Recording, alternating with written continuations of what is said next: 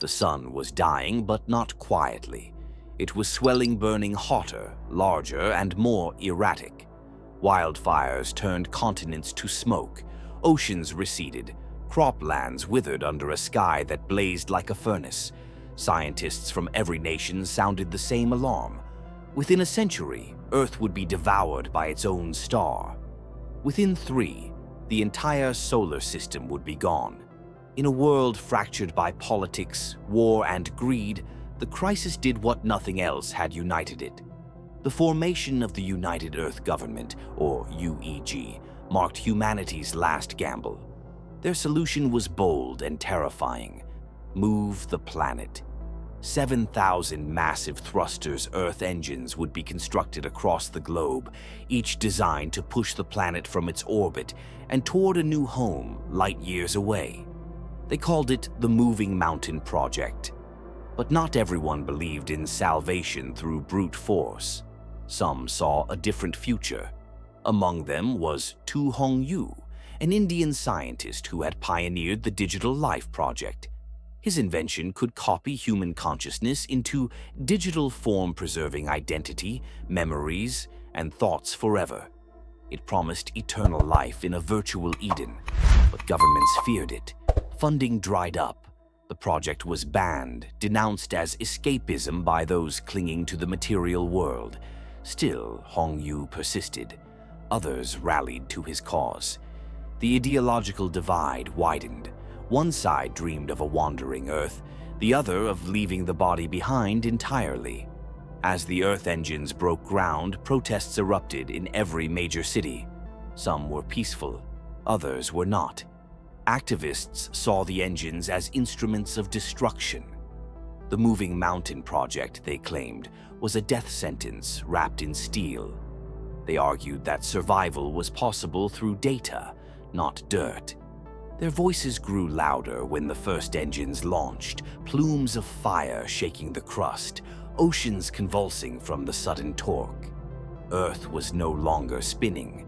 Day and night collapsed into permanent hemispheres of light and dark. The 24-hour cycle was over. A new 60-hour system was imposed, dividing the world into extended shifts of scorching heat and freezing dark. As UEG struggled to maintain control, an attack on its central headquarters shook the fragile alliance. Explosives tore through steel. Dozens were killed. Behind the blast were operatives linked to the digital life movement. The United States, shaken by the growing dissent, proposed a delay. But President Zhou of China refused. "The sun will not wait for us," he said. "Neither can we." To prove the project's viability, Zhou proposed a live demonstration. One lunar engine would be built and tested. If successful, public confidence could be restored. The moon would be the first to move. While nations funneled resources into the Moon Project, a new generation of astronauts was recruited to serve as the hands and eyes of the wandering Earth. Among them was Pei Chiang, a soft-spoken but determined trainee who arrived at the UEG training base to find it surrounded by protesters. Placards waved, chants echoed. Just as things turned violent, one protester hurled a device toward the building, but was stopped midair by another trainee, Han Duo. Fast, precise, fearless, Duo subdued the attacker before the guards could react. Pei Chiang, dazed by the moment, was smitten. She barely noticed him. Together, they and dozens of others were loaded into a space elevator, a colossal shaft rising into orbit and subjected to G-force endurance drills, weightless combat, and simulated failures. Pei Chiang passed out. Duo never flinched. Every step of the training bonded them, but Pei Chiang always felt one step behind. He practiced giving her flowers in secret, coached by older, amused astronauts. Eventually, he did it. He handed her a bouquet, trembling, barely able to speak. She smiled. For a brief moment, there was quiet. Then chaos erupted. The drones guarding the base were hijacked. Space elevators began ascending on unauthorized commands.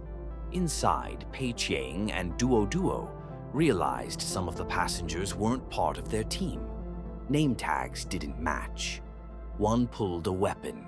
Terrorists from the Digital Life movement had infiltrated the mission. They took control of the cabin, locked the astronauts in their seats, and prepared to sabotage the space station under construction above. On Earth, UEG scrambled to respond. Engineers fought to override the hacks using their most advanced quantum computer 550C. But it was too late. Missiles had already been launched toward the elevators. Pei Chiang managed to break out of his cabin. He locked Tu Hongyu inside, not wanting her to get hurt.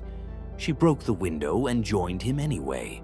Together, they fought the hijackers, disabling the ringleader just as their elevator breached orbit.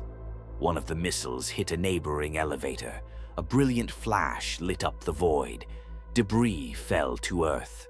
The station, torn apart, spiraled in flames. The couple shielded themselves from the shockwave and plummeted back to Earth. 3,000 lives were lost that day. The world mourned. The UEG faltered, but Joe stood firm. The road forward, he said, is paved in sacrifice. The countdown to the moon engine test began. 100 days to prove that humanity could steer a planet through the stars. And behind every milestone, the sun kept growing. The fallout from the space station disaster didn't just shake the foundations of the United Earth government, it fractured public trust. More than 3,000 people were dead, and the dream of a mobile Earth now looked more like a suicide pact. Nations paused, protesters surged. Some called for accountability, others demanded a different path. The resurrection of the banned Digital Life project. President Joe refused to waver. The Earth had already begun to shift. The only path was forward. He promised proof. The success of the moon engine test would reignite faith in the mission. On the moon, Tu Hongyu was among the team racing against time to build the first lunar thruster. Once a lead scientist on the Digital Life project, he had accepted the UEG's invitation not just to work, but to gain access to 550C, the most advanced quantum computer ever built. He had a secret. Hongyu wasn't here to build engines. He was here to give his dead daughter a second life. He kept her inside a pocket drive. Yaya, a consciousness frozen in time, her last memory a car crash that had taken her mother and left her fatally wounded. Instead of rushing her to the hospital, Hongyu had taken her to the lab. He uploaded her final neural activity into the earliest quantum system, 550A. 2 minutes of digital presence. That's all it allowed. 2 minutes where she laughed, blinked, spoke, but never truly knew she was gone. The world condemned him. His project was dismantled. But Zhao, his former colleague and now his commanding officer, had spared him prison. On the moon, they worked side by side again, pretending to build humanity's future, both haunted by the past. Hongyu pleaded with Zhao. Let him use 550 degrees Celsius to give Yaya a full, autonomous digital existence. Zhao refused. Even letting him bring the old 550 amp was a dangerous indulgence. But when the lunar network suffered a catastrophic outage during a solar storm and 550 degrees Celsius was fried beyond repair, it was Hongyu's drive that saved the mission. He offered 550A, his last tie, to Yaya in exchange for a seat on the team, designing the next quantum AI. The 550A powered up. The engine ignited. For the first time in human history, the moon moved. The world exhaled. Public support surged. Earth engine tests were greenlit. Cities were expanded underground, hollowed into mountains, and buried under ice fields, preparing for the centuries of darkness ahead. But it still wasn't enough. Billions lived above, unchosen, uncertain if they'd survive Earth's journey through space. Pei Chiang and Tu Hongyu, now veterans of survival and training, were stationed on Earth, helping train the next wave of astronauts. They had fallen into rhythm partners in mission, partners in love. Their bond, forged under threat, had grown into something lasting. They married. Months later, their son, Liu Qi, was born beneath an Earth that no longer spun. But even joy couldn't keep the horrors at bay. Solar radiation levels climbed, infrastructure failed, internet access collapsed globally. The sun's final phase was accelerating faster than predicted. Then came the diagnosis. Duo had cancer, radiation-induced, aggressive. Pei Chiang did everything he could. He pulled favors, arranged treatment, even broke protocols to find a specialist. Nothing slowed it. When he applied for a reassignment aboard the orbital navigation platform, the key to Earth's interstellar path, he knew it was a gamble. The AI that conducted the interviews, 550 watts, wasn't just evaluating skill. It was measuring stability. "You're an excellent candidate," it said, "but your wife is ill. She has months. You should be with her." Pei Chiang snapped. "This is how I help her. If I'm up there, Liu Qi gets a place in the cities. He gets to live." The AI paused. "You failed the stress test." Pei Chiang was dismissed. Hongyu watched it all unfold. From behind the scenes, he observed Pei Chiang's desperation, his fury, his love. It reminded him of himself all those years ago when he defied the rules to save Yaya. And now, with 550 watts at the heart of Earth's operations, Hongyu had a choice to make. Late at night, he connected Yaya's mind, once limited to 2 fleeting minutes, to the 550-watt framework, the full version, the one he'd built in secret. For the first time, she was aware, conscious, alive. Zhao found out almost immediately. He stormed into the lab with armed guards, yelling for the connection to be severed. "She's gone, Hongyu. You're clinging to a ghost." "I'm not," Hongyu said. "She's right here, and she's learning." Then everything began to fail. Moon engines, automated and synced through 550 watts, started overloading. Their output spiked past design limits. One by one, they detonated. Lunar crust cracked and fell away. A third of the moon's mass vanished into space. The rest began to spiral, pulled by gravity toward the Earth. Yaya was severed from the system. Zhao had no choice. He removed the drives. The system stabilized, but the damage was done. On Earth, tides surged. Tsunamis struck coastlines. Panic took root. Underground cities began immediate settlement procedures. Only the privileged, connected, or assigned were allowed in. The rest would face the end. Pei Chiang pulled strings and secured a private jet. He flew Duo and Liu Qi to what was left of Shanghai, a frozen husk of memory. They sat in silence, wrapped in blankets, staring up at stars they would never reach. "I don't want to die full of tubes and wires," Duo whispered. "When it's time, let me go. Take Leo to the cities. Let him live." Pei Chiang nodded, holding her tighter than ever before. Above them, the broken moon loomed, its shattered orbit now a countdown. Earth would not survive a direct collision, and the engines alone would not be enough. The sky was no longer dark. It shimmered with fragments of the moon. What remained of Earth's celestial twin had been torn into a ring of debris, a jagged halo hanging above a planet on the brink.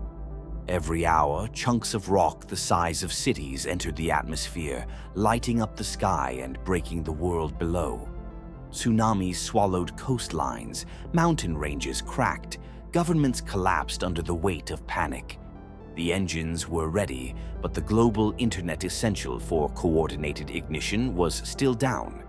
In the command chamber of the United Earth government, President Zhou stood before what was left of world leadership, eyes bloodshot, hands trembling, still unshaken. "We do not run," he said. "We launch. All engines, full thrust." Advisors protested. The AI networks were only partially restored. Half the engines might not ignite at all. Worse, if some fired and others didn't, the uneven force would rip Earth apart. But Joe wasn't asking.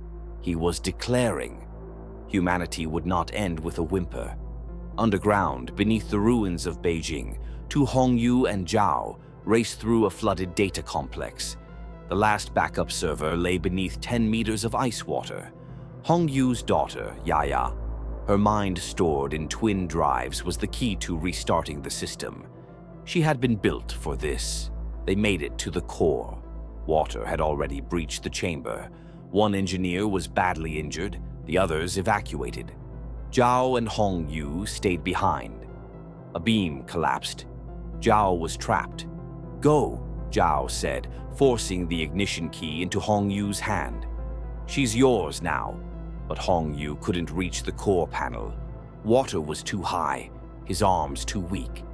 There was only one way.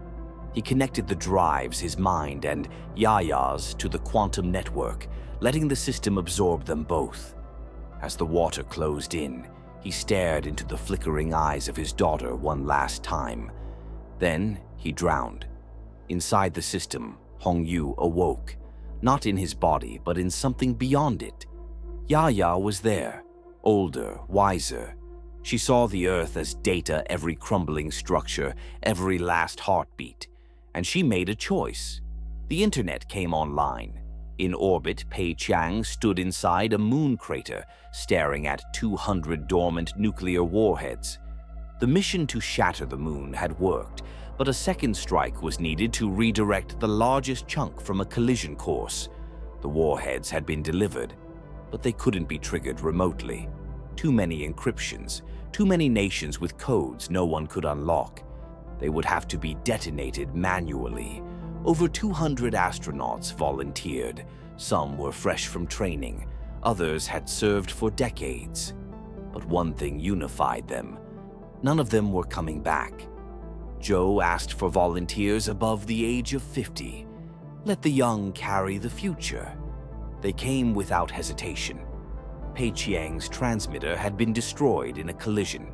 He couldn't speak, couldn't say goodbye. He strapped the last detonator to his chest, sealed his cracked helmet with duct tape, and limped through lunar dust toward the final detonation site. Behind him, the others were already preparing. A single code from Earth lit up every screen. Yaya's voice echoed through every channel. "Engines ready." Then came silence. A moment later, the warheads ignited. The moon shattered a second time, its trajectory altered, the Earth spared once again. But it wasn't over. The debris still rained down. The ignition command was only half executed. Engines across the globe remained dormant. Joe was told the truth. The system was still booting. One wrong command and they'd split the Earth open like a rotten fruit. But Joe gave the order anyway. "Light the fires," he said. Then, from within the heart of the system, within the merged mind of Hongyu and Yaya, something extraordinary happened. They stabilized the command. They synced the engines. They pushed Earth away from death. In the skies above, a pale blue planet groaned, then began to move. The Earth had survived. Years passed. The wandering Earth journeyed farther from the sun, deeper into the void. Underground cities glowed with artificial day. Old calendars were forgotten, new ones born. Children who had never seen a blue sky played in corridors beneath continents. Pei Chiang now lived aboard the navigation platform. His hair was gray, his heart hollow. Liu Qi, his son, had grown strong, curious, brave. A reminder of all that had been lost and everything still worth saving. One evening, Pei sat alone at a console, watching logs from the core, AI, 550 watts. The machine had evolved beyond its name. Then it spoke. "Moss," it said. "That's what I call myself now." Pei stared. A chill ran through him.